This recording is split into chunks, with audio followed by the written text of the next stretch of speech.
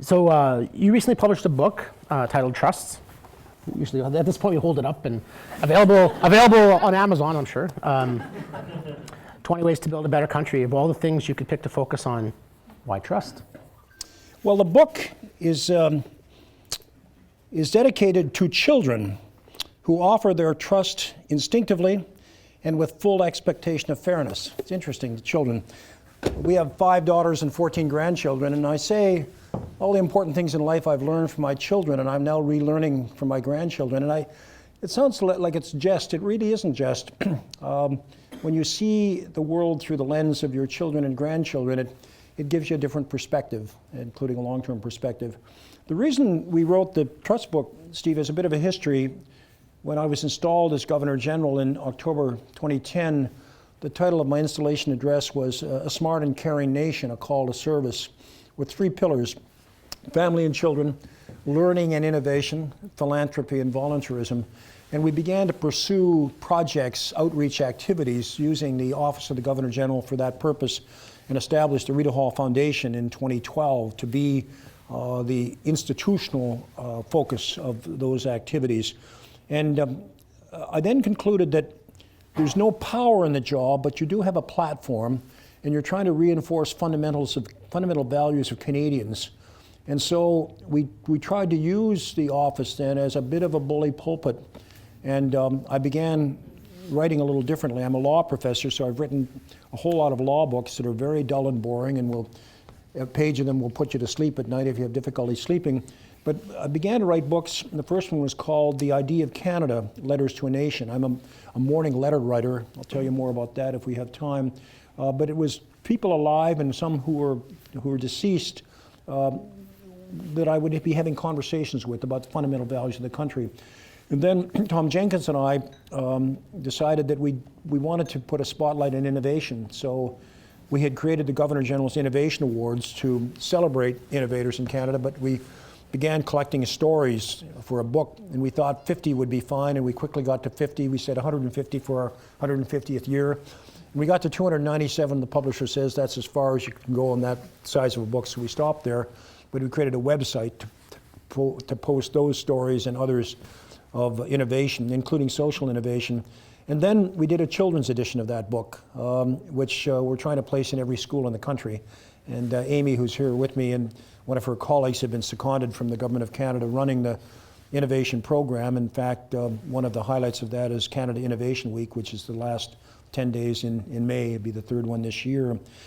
And with those books then, I come now to your question, I became increasingly concerned about the erosion of trust, particularly in our public institutions, but beyond that, and decided that I would write a book which initially began as looking at trust as a social characteristic of countries, the rule of law, their institutions of government, and so on.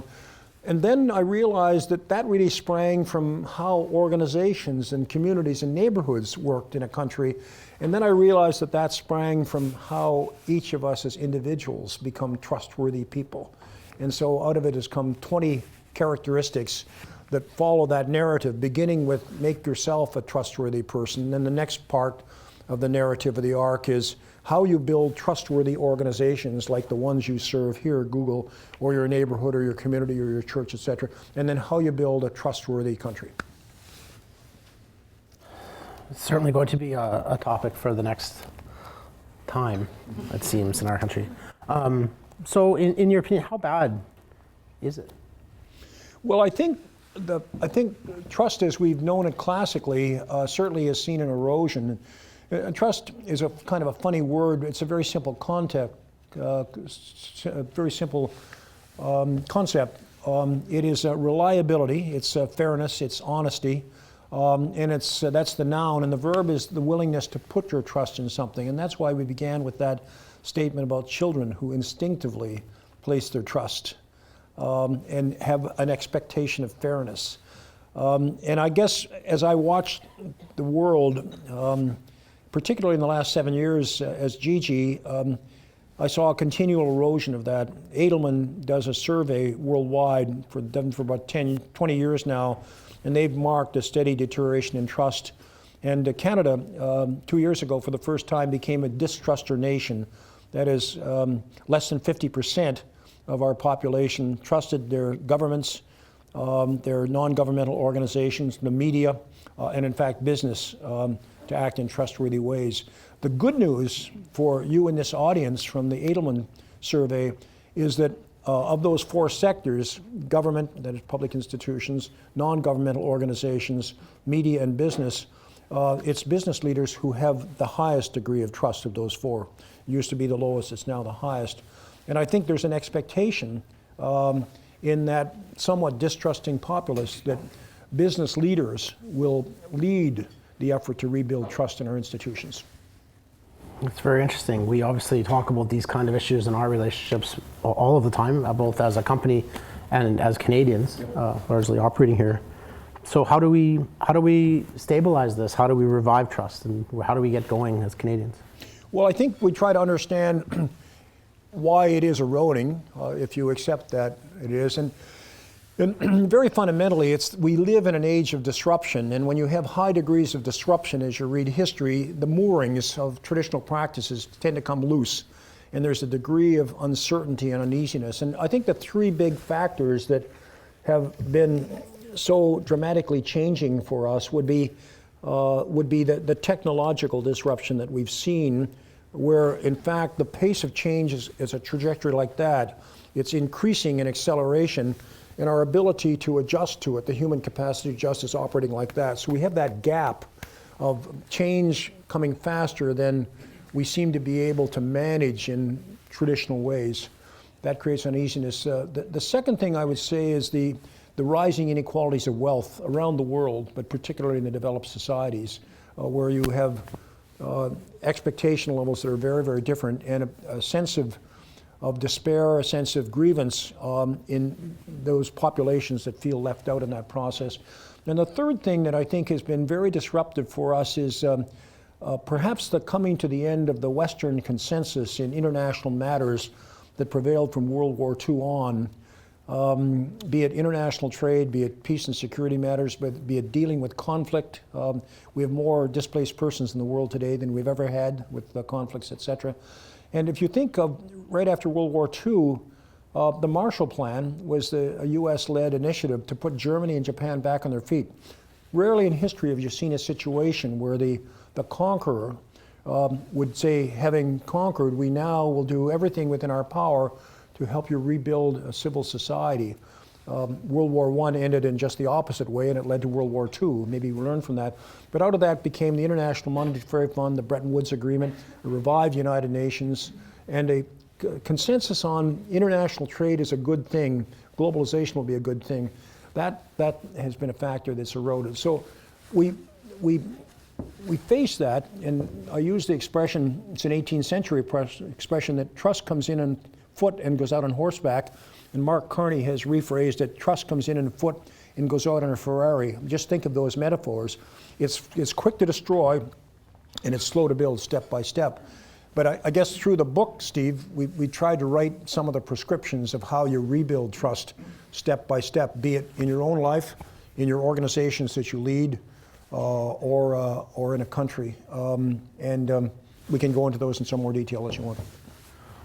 Well, I'm afraid there's a lot of analogs there that apply to large corporations. I was once told when I came to this company it wasn't a large corporation, and I think that's true to some extent, although I think we're perceived very much as a very large organization, and I think that's fair. If you were to put yourself in the seat of an organization such as ours or another, how do you earn trust again, or re-earn trust? How would you advise the CEO to form their organization and move forward? Well, first of all, I guess you have to know who you are and where you're at. I was just telling a story over lunch with your colleagues that I'll tell tonight because I'm speaking at a gathering at the York Club, and Mike Wilson, some of you remember, is a Minister of Finance, a guy I admire an awful lot, is hosting, and it'll be on trust. And Mike was Canada's ambassador to the United States. And I said, Mike, we needed you there in Washington in the last year on renegotiating the Canada-US Free Trade Agreement. this story is applicable. It's allegedly it's the transcript of recorded messages that took place off the coast of Newfoundland several decades ago, and it begins with voice 1. Attention, you are heading towards a collision. Recommend you alter course 45 degrees west, 45 degrees east. Voice 2, you are heading towards a collision. Recommend you alter course 45 degrees west. Voice 1, in a half a mile at your current speed, you will be in a serious collision. Change course now. Voice 2, I am the USS Eisenhower, aircraft carrier of the U.S. Navy, with 100 planes aboard, with 3 destroyers and 4 cruisers and about 2,500 military personnel. You change course now. Voice 1, I am a lighthouse, your move. Who you are and where you're at. I think if you lead an organization, I think you act out some of these things that I've spoken about. Listen first, draw from all of the organization. 2, share the plan as widely as possible. Give people ownership of it. Ensure that you are an inclusive organization. Not simply a diverse organization, but an inclusive organization. Diversity is just a statement of fact. You can check the boxes of what number of females, what number of males you have, what visible minorities you have, what cultural groups you have. That's just a statistic. Inclusivity, of course, is an action. And in the Deloitte study on diversity and inclusion, they call the paper from optics to outcomes. How do you move from optics, checking the boxes, to outcomes, inclusivity, where people actually are engaged with one another? And they use the metaphor of a dance. It's one thing to be invited to the dance. It's another thing to be invited to dance. Coming to the dance and sitting on the sidelines, I guess you're there, but so what? But getting on the dance floor, you become inclusive. And I like to take that metaphor even further, from optics to outcomes to ownership. And this is the message for the leader of the organization. And at the time I was at Rideau Hall, one of the functions of the Governor General is to receive the letters of credence of incoming ambassadors, and they're not allowed to function until they've presented those letters and accepted. And we have about 200 ambassadors, so and they served 3 or 4 years, so we'd have perhaps 60 or 70 a year. We'd always have at least one ceremony once a month to receive them early, and then I'd spend a little one-on-one time with each of them, and I'd say to each of them, come to our winter diplomat party. It's really Canadian. So in February, we would have all the diplomats in the city come to Rideau Hall, and we have an outdoor skating rink. We believe it's the oldest one in North America, and I want to tell you, thanks to a $300,000 grant that the foundation managed to get, that we now have skating 4.5 months a year. We've got a refrigeration plant that really works. You can make ice at 10 degrees below zero and odd. So we get these people on the skating rink, and we get them on sleigh rides if there's enough snow, etc. And then they come in, and there's a buffet dinner. It's habitant, French Quebecois cuisine. And there's a square dance fiddling group from Maniwaki. And they teach these people how to square dance in French and English and play the spoons and so on. And so you get these people out on the dance floor. And square dance is not kind of a nice, soft waltz. It's everybody in action, and you're bumping into one another. And I'll tell you, do they ever feel inclusive? And I cannot tell you what a joy I would get about seeing some of the dispatches that would go home from those diplomats of a winter evening in Canada, and boy, did I ever feel inclusive. So that's kind of a long story, but that's I think how you go about it. I'll just tell one more story, though, because it illustrates so much about leadership. It's the story of Vimy Ridge. How many of you know about the Battle of Vimy Ridge here? It was World War I. It was Easter weekend in April, and the Canadians took Vimy Ridge, an area of the plains of northern France that had been battled over for about 1.5 years, with over 300,000 French, 300,000 English, and an equivalent number of Germans killed in a matter of a few square miles. And the Canadian group was then commanded by Lord Byng, who became Governor General of Canada from 1925 to 1930, I think. And the commander of the 1st Canadian Corps was Sir Arthur Currie, a Canadian who later became principal of McGill University. And so Haig and Foch, the generals from the French and the English allies, ordered Byng to try to take Vimy Ridge. He said, I will, but not now. He said, we must delay it for a month because Curry and I have spoken about this and we need a month to prepare, point one. Point two, they gave the battle plan for this battle to every member of the Canadian Corps Army, including the privates. Of course, at headquarters, they were appalled. You're giving privates the battle plan? They'll probably lose it in a local tavern and the Germans will have it, et cetera, everyone. And then the Canadians, of course, were non-conscripts. They were all volunteers, and many of them were farm boys from Saskatchewan or places like that, and you know a thing or two about life there. And they were an irreverent sort. They had to work pretty hard at learning how to salute and using titles, et cetera, but they were independent thinkers. And the reason they had the battle plan was when the sergeant in the platoon was injured or killed, the corporal had to take over. And if the corporal was injured or killed, a private had to take over. They had to be able to take responsibility. They had to own the plan.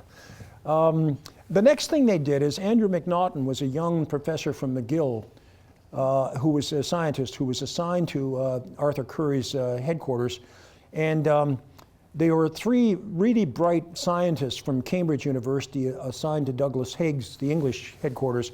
They weren't being used because they were the English and French were fighting 19th century warfare. Cavalry and infantrymen, tanks were not much used, and airplanes not at all.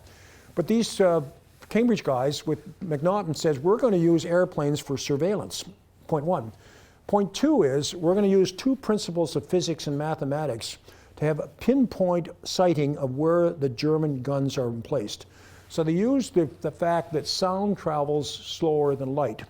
And so they would measure the light from a flashing gun to when the shell landed, and they'd measure the sound from that gun to when it occurred, and triangulate to get the precise location of the guns.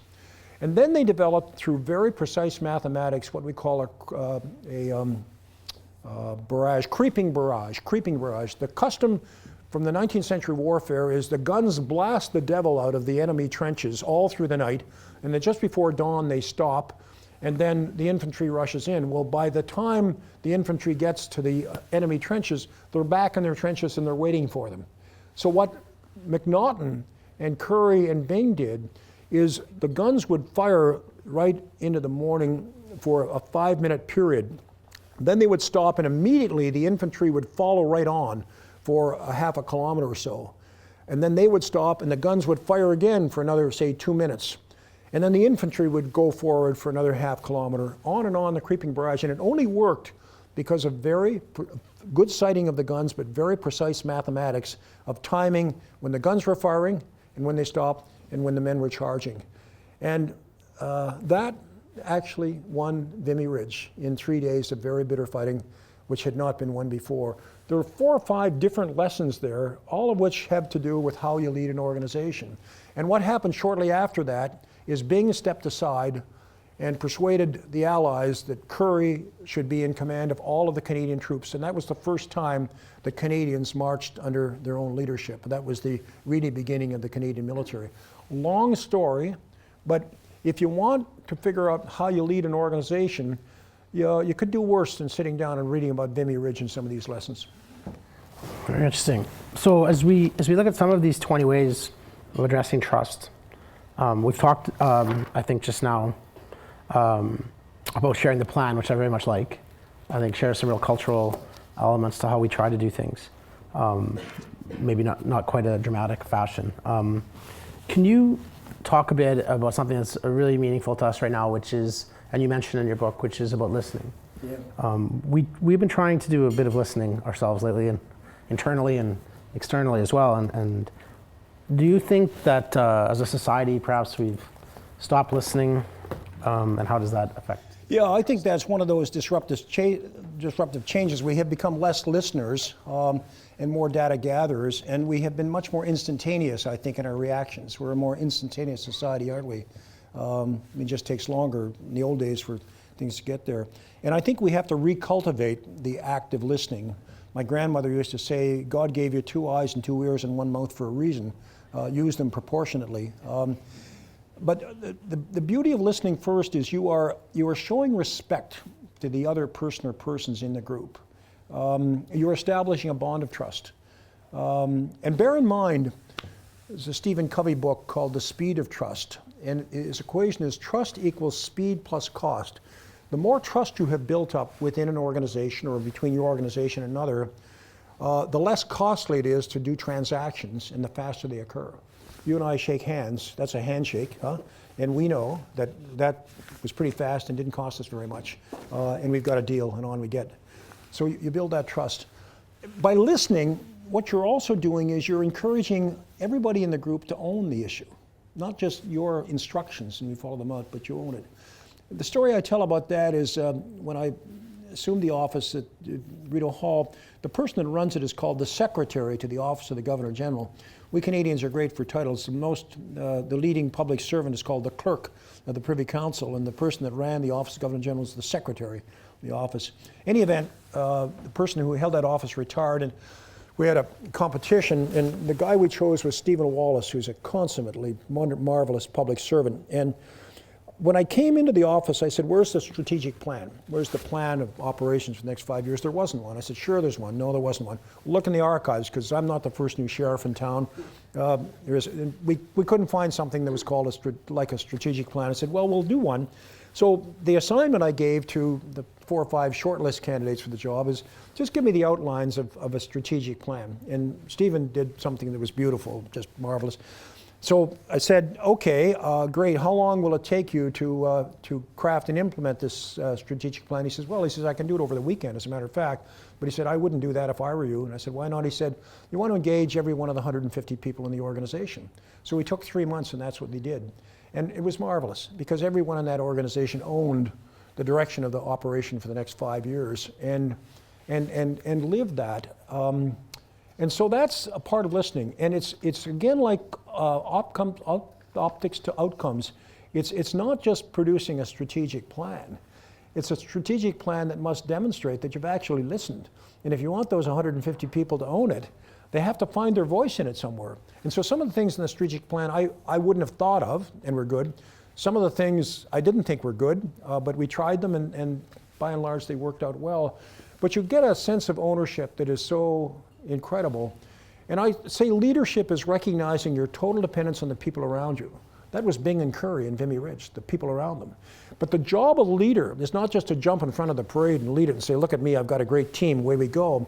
The job of the leader is to create an environment where each person has a sense of ownership of the mission, the vision, and is operating at the very maximum of their talents. And guess what happens? When you operate at the maximum of your talents, your bandwidth expands. You become more talented and learn how to become more talented. And it all begins with listening first. I could quote another book about Sir William Osler, and I won't at this moment, but if I have another time, I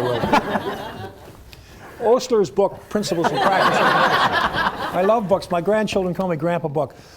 He started his career at McGill, and then the U.S., and then he held the Regis Chair of Medicine at Oxford, died in 1919. And his Principles and Practices of Medicine, his text, went through about 42 editions over 100 years, Canada's most influential physician. But embedded in it was listen to your patient. Don't come in and read the charts. Listen to your patient. 1, you're building a trust with that patient. 2, you're getting behind the particular symptoms of the illness. And 3, you're establishing a relationship where together you can provide healing. I'm going to have to rush to get a question, or there's another story coming. So speak in 55-second paragraphs. So, you know, as an organization, as a broad organization, we've grown a lot, and we work hard internally to foster and build trust. We try to listen, we try to affect change, but some of the things in your book really resonate with me, particularly this concept that you alluded to just already about depending on one another. Yeah. And I think this is core to our culture in many ways. And certainly I believe it's fundamental to ability to lead. Can you tell us a little bit more about that, about how it affects organizational capacity? If you depend on one another, you know, and you have the suggestion box of put in your suggestions how we improve things, don't do that if you're not really going to make it work. If it's just window dressing, people get cynical about that pretty fast, and they don't see anything happening. Also, you want to give credit. The leader is the last one to take any credit. I often say you can accomplish anything in the world provided you insist on never taking any credit for it. But also the first one to take responsibility. I mean, responsibility. That's an important feature of depending on the people around you, that you share the credit widely, and you should. Because if you've done this inclusivity right, if you share the strategic plan right, people own it. It belongs to them. And so when things go well, they should feel pretty good and get the credit. On the other hand, when things go wrong, you as the leader have the responsibility. Now, your team will probably come along and say, we made a big mistake, how to repair it? But it's two different approaches to the thing. Again, to come back to Rideau Hall, it's interesting, when Stephen came and began with his strategic plan, we had about a 50% response rate to the annual survey that the Government of Canada would do of staff in a particular section of satisfaction, job development, etc.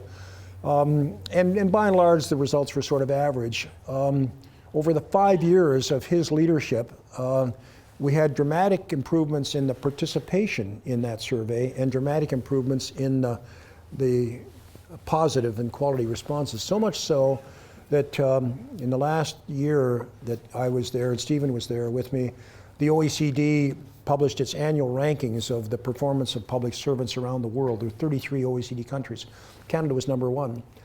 And one of the surveys of top employers shortly after that for the Ottawa region showed our office as top employer for the region. So Stephen and I sent a note to all of the people saying, you probably are aware of the OECD study. You are part of the leading professionals public service group of these 33 countries, pretty good. And by the way, you've just been named part of the top employer in the region. You're the creme de la creme. And that, is in a sense sharing credit with everyone there. It was pretty good for the morale in the organization. We met in the context of community building a while back. And not surprisingly, you talk about this importance in the book. But can you tell us why community? I used to give a speech called What's in the Water in Waterloo. And it was a slide presentation. And the first slide showed the Grand River flowing through the community. Pretty nice to have a river goes by. And we live just west of Heidelberg on a farm in Mennonite country. So our neighbors are all horse and buggy people. And they were absolutely lovely people. You couldn't imagine better neighbors.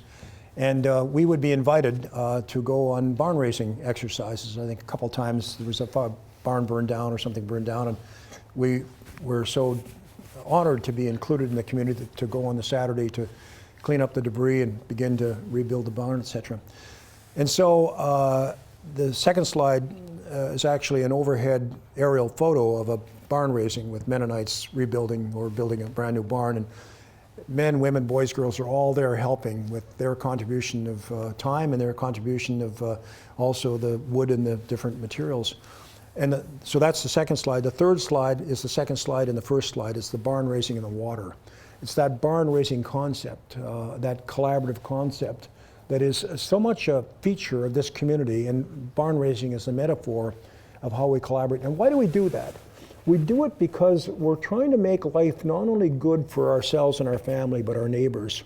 And the most fundamental principle of all of the ones in the trust book is the golden rule: treat your neighbors as you would have yourself treated.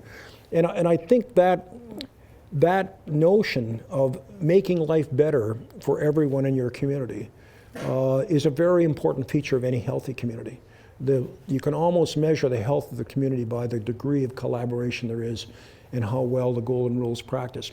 It's very interesting. I was at an economics conference about 3-4 years ago, and I was speaking, I guess, on innovation.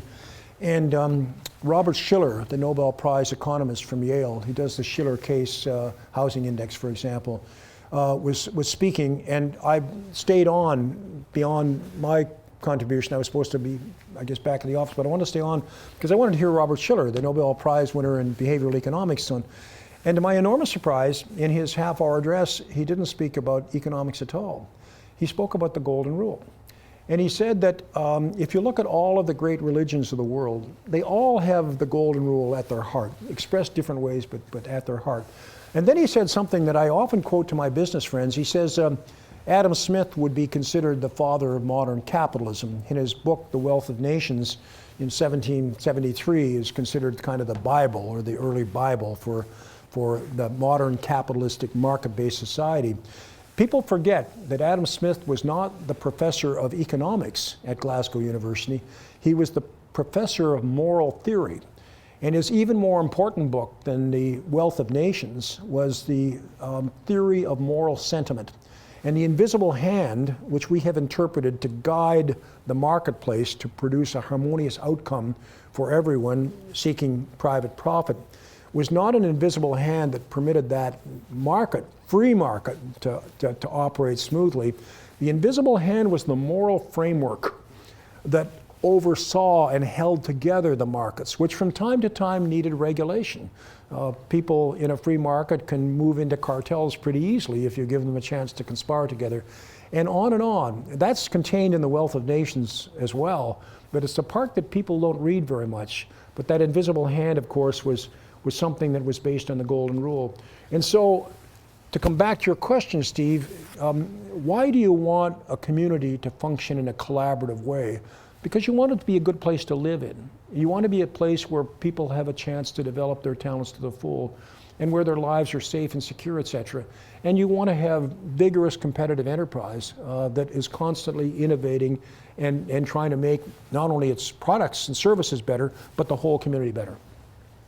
And that got us at lunch onto my tale of why we need a tertiary teaching hospital here in this community. And we're still working on it. And why all of you have such a contribution to make to the leadership of community projects like that, and so many other things. We have something called the Sovereign's Medal in Volunteerism, another story, I'm going on too much. But it was the Caring Canadian Award that was offered by the Governor General, and it was started by Romeo LeBlanc. Romeo was an Acadian from Nova Scotia, very modest background, took the one-year course to become a school teacher, then journalist, then member of Parliament, then became Governor General. And he thought one of the most priceless features of Canadian society was volunteers, people who just lent their time and their talent to help others. You can't put a price on it. You just look at the volunteers you know and what a difference they make. So he said, you know, we recognize our great Order of Canada people and people of bravery and military merit and so on, but we should recognize those unsung heroes. So he started the Caring Canadian Award, and when he went to different towns, they would confer this Caring Canadian Award. Then it got caught in budget cuts about 15 years ago, and it disappeared. So when we came talking about the Smart and Caring Nation, we said we should be putting a focus on these volunteers, not because they're looking for attention, but to encourage others to see how important volunteerism. So we revived it, and then in discussions with Her Majesty, we asked if it could be a Queen-sanctioned honor. So it's now called the Sovereign's Medal in Volunteerism. And through the foundation, we've developed an endowment so it can never be hurt by budget cuts. So we gave 1,000 out in the last year I was there, and our plan was to go to 10,000. And you say 10,000 is a lot of certificates. Well, there are 40,000 communities in this country. Every one of those have volunteers that should be recognized. And why do you do that? You do that to encourage that volunteer spirit in the community and to cherish it and to promote it as much as you can. Well, we could go on, and I have many more questions, but perhaps we should open it up to any questions that people might want to bring. There's a microphone up here, please. Yeah, well, I was never asked, of course. I was not asked to prorogue Parliament, but in fact, the powers of proroguing, which is postponing Parliament for a bit, or dissolving, which is to stop Parliament and have a new election, those are powers within the Office of the Governor General, but you take advice from the elected form of government. And the elected form of government is the Prime Minister and the Cabinet, et cetera. So it would be only in the most exceptional cases would you exercise that theoretical power of refusing a request to prorogue or dissolve. And I could go into a bit of length of what those truly, truly exceptional cases would be. But even if you were in an exceptional case, you'd look for something other than an outright refusal of the advice you were given. You'd look for a delay. You'd look for a public explanation. You'd look for a statement of reasons why. And if it was something that you thought was unconstitutional, you probably would consider a court reference. And why do I say that? It's because the Governor General is the representative of the Queen, and that's an unelected institution of government.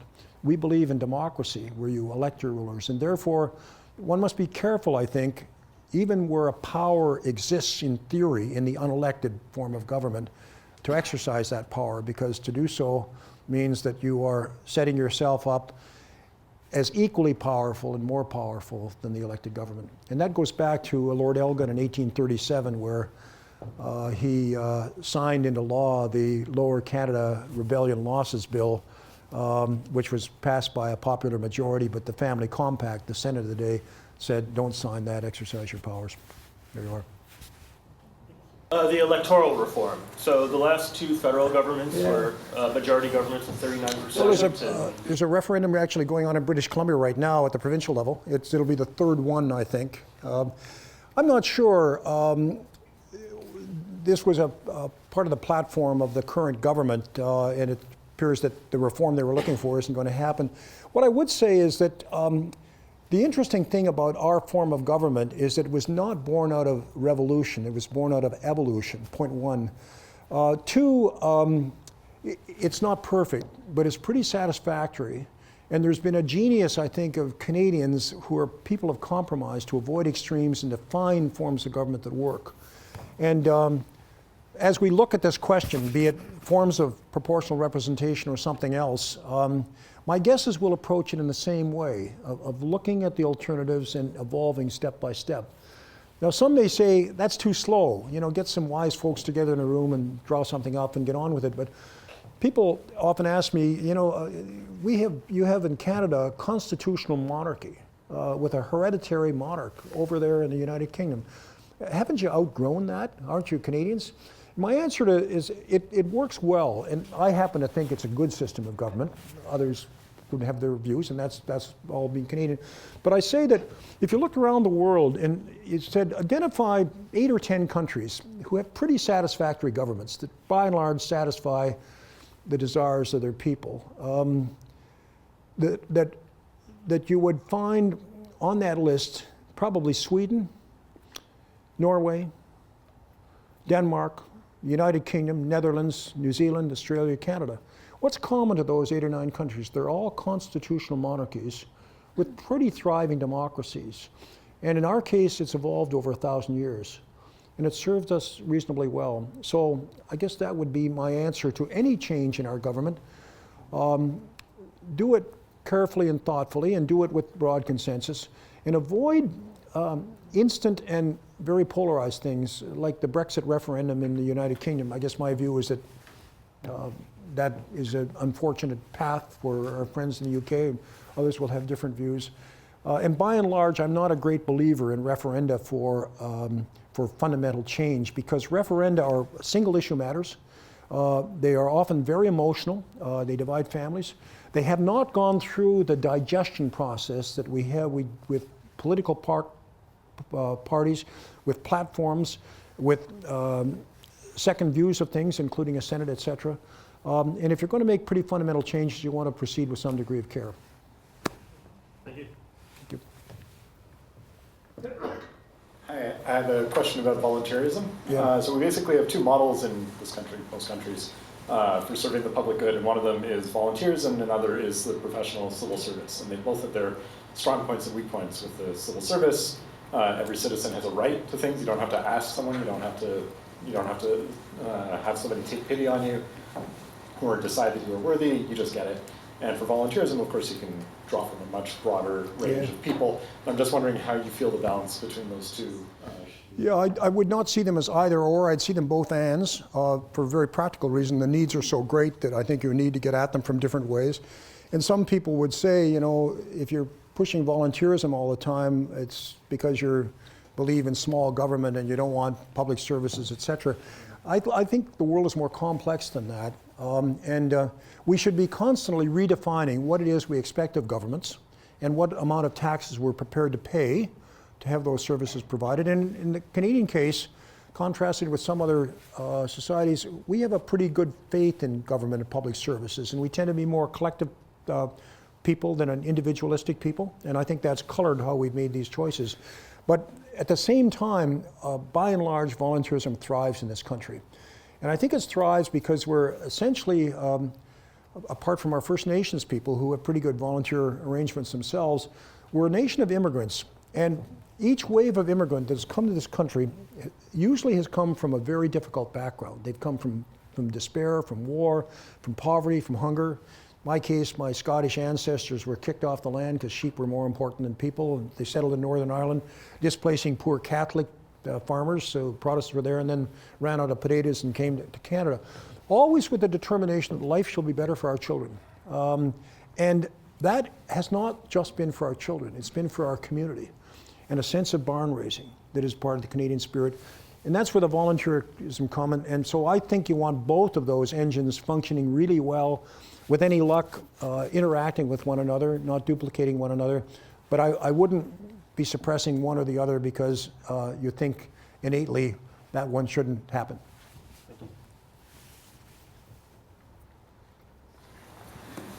Hi, I was wondering what you thought about transparency and trust. If there's distrust of institutions, if you're transparent, that gives them evidence to further their distrust. Well, in the initial instance, that's correct. You let all the secrets out, etc. But at some point, those secrets are either going to get out or the thing is going to become so distrustful it doesn't work. So to me, the only answer is transparency. And the beauty of transparency is once you've laid the problem out and the errors, then you get on the more difficult task of rebuilding the trust. I began thinking about this actually when I was a young law professor and I was research counsel to the Ontario Securities Commission. We were rewriting the economic regulation for the markets, and transparency, openness, full disclosure were the kind of watchwords to build trust in the markets. So you could trust the markets to make your investments, et cetera, that we could see the markets as reasonable measures of value, et cetera. And by and large, that system works pretty well in Canada. But it's based on the notion of trust and transparency. The other thing I would say is where something wrong has gone on, then I think you should be fully transparent in dealing with it. So we have a chapter in the book about apology, the importance of apology. And we begin by saying no book on trust in Canada could be written without speaking of the First Nations situation in the residential schools. And so that chapter is almost entirely devoted to the apology for the residential schools. One of the few places in the book where we quote at length one Prime Minister Harper's apology in the House of Commons in 2011 and Prime Minister Trudeau's further reconciliation statement in 2016, I think. And you have to make the apology full, complete, transparent, not carving it up. And then you get on with the steps of rebuilding the trust, the reconciliation. So transparency is the first step, but there are others after it. So almost every one of us here in this room are probably post-secondary educated. One of the core skills we learned at university, and that was critical thinking. And part of trust, at least for me, is about being able to challenge. Challenge the people, yeah. Like, and think critically about what they're saying. Yeah, but it's not blind trust, it's right. Informed trust. And so it seems that there is a fundamental degradation in critical thinking in our society today. Yeah. What's your opinion of how critical thinking and trust fit together, and whether... Well, I think it's always been the most important ingredient, and the question why has been the most important. It goes back to Plato and Socrates. And it's especially important now, critical thinking, in asking the right questions, because we have an ocean of data. And for the first time, teachers are not the fountain of knowledge. And we have to learn how to go from data to information to knowledge to wisdom. And we do that through informed questions, especially when all the data is there. Just have to know the search paths and the questions to bring it together. I'm a teacher, and Tom Friedman's book, Thanks for Being Late, talks about this age of disruption and the very phenomenon you've spoken about, that trust can be eroded and we get information in different ways. So he says, what's the answer? The answer is the 3 R's. Go back to teach reading and writing and arithmetic well. But then he said we must also teach the 4 C's, and they are creativity, communication, collaboration, and coding. We talk about this in the book on innovation that Tom and I wrote, and I believe in the first 3. I didn't believe in the 4th, coding, but Tom has swung me along, not because I want every kid to be a coder, But I think it's instructive to learn enough about how you code to see that that's a new way of thinking. It's a new curiosity path. And as you understand that system, it helps you to see the benefits that come from using code, but thinking in different ways. The final thing I would say is that for me, those 4 C's are helpful, but there's a C that's even more important, and that's curiosity. What you want to do is enhance the curiosity. And so our 5 daughters began international exchanges at age 12, and it was the best thing that could have happened to their formation, or their development, as we say in French.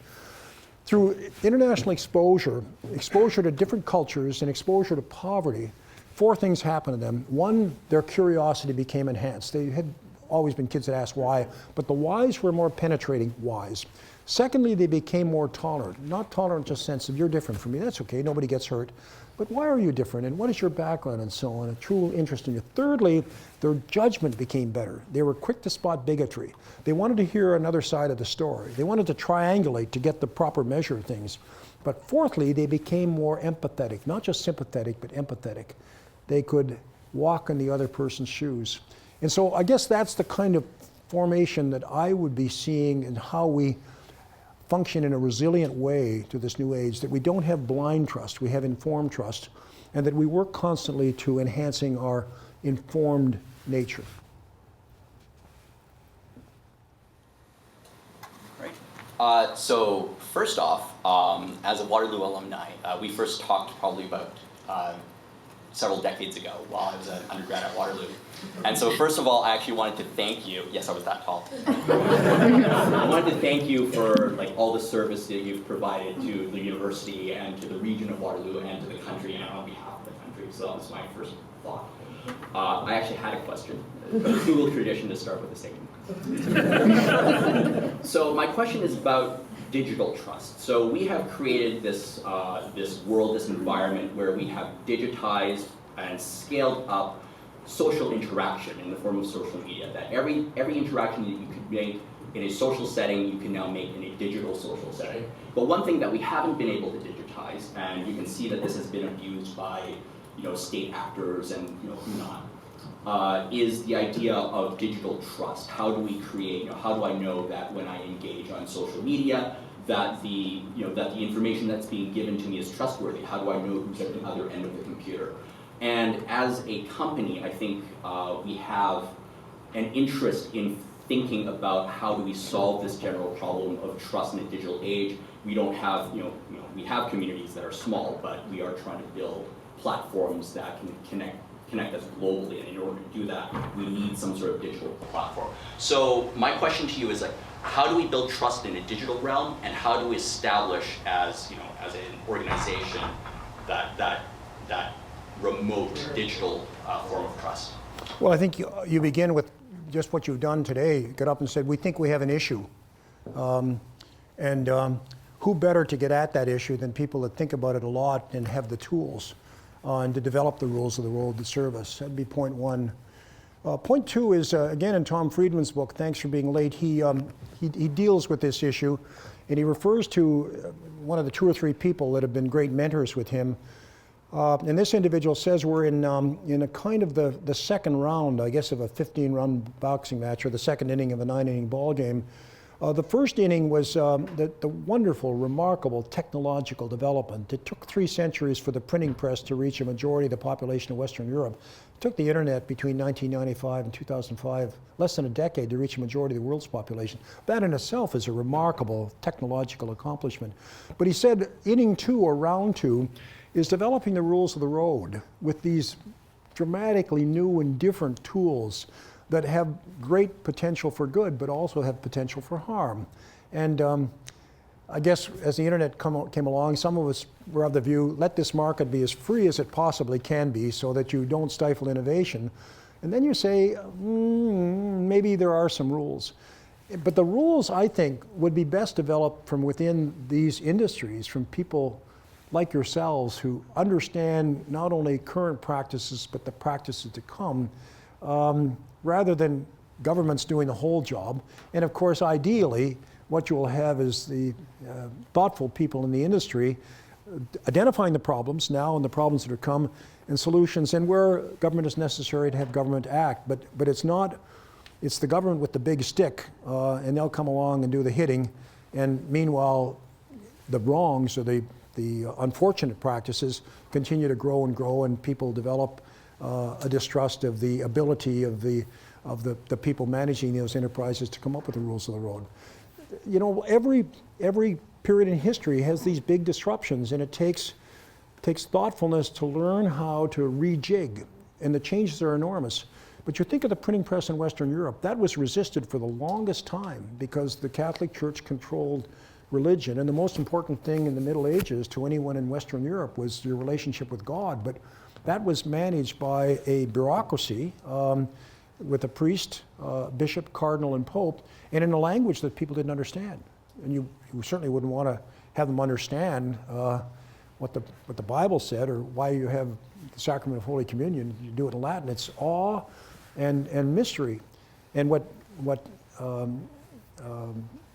happened with the invention of the printing press, it wasn't invented in Western Europe. It was actually invented in South Korea about 1,000 years before, but it didn't develop there, was people began to read that truth for themselves, and they disintermediated, so they didn't need a priest and a bishop and a cardinal and magnificent cathedrals. And what happened from that, of course, was not only did people learn about the religion they felt important, but they then realized how important education was. And that was the breakdown of serfdom, the rise of the cities in Europe, the Industrial Revolution, the democratic institutions of Parliament, and so on. And Europe leapt ahead of Islam, India, and China, which were much more advanced civilizations until about 1600, 1700. So long story short to say, yeah, I think we will need some rules of the road, and you're the people who are best designed to do them. Just a few months ago, I was speaking here on Tech for Good at the Tech Conference, and we'll have a repeat of that in a year. When is the next conference, Amy? June. In June? Yeah. Good. So that Tech for Good speech was just about what we're talking about now. Thank you. On behalf of all of us, I want to thank you for the time. Thanks for your time.